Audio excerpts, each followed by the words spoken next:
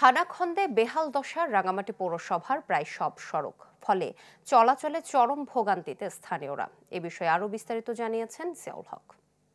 ১৯৭২ সালে রাঙামাটি পৌরসভা গঠিত হয়েছে, যার ৬৪.৭২ বর্গ কিলোমিটার আয়তনের এই পৌরসভাটি দেশের একমাত্র পর্যটন এলাকা শহর হিসেবে বেশ পরিচিত পেয়েছে।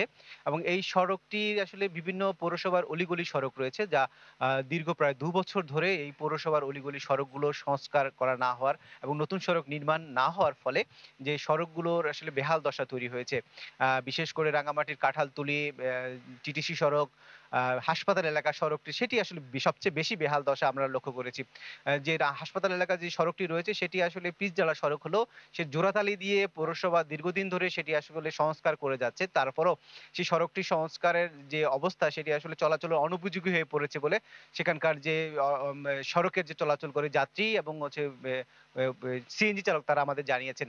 আমরা সেইখানকার যাত্রীদের সাথে কথা বলেছি সেখানকার যে অটোরিকশা চলাচল চালকদের, তারা জানিয়েছে যে দীর্ঘদিন ধরে এইসব সড়কগুলো সংস্কার করা না হওয়ার ফলে অনেক সময় আসলে তাদের দুর্ভোগ পোহাতে হচ্ছে। বিশেষ করে তাদের গাড়ির যন্ত্রাংশ বিভিন্ন সময় নষ্ট হয়ে পড়ছে।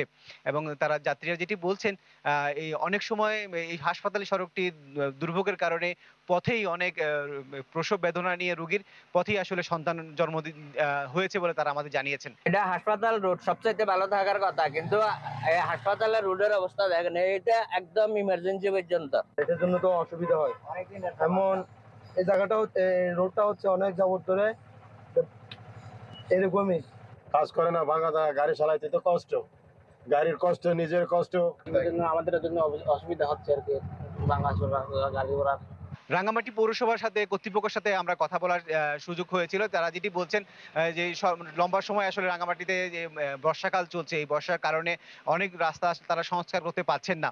এবং তারা অনেকগুলো সড়কের আসলে ইতিমধ্যে টেন্ডার প্রক্রিয়া শেষ হয়েছে। কিছু টেন্ডার প্রক্রিয়ার মধ্যে রয়েছে।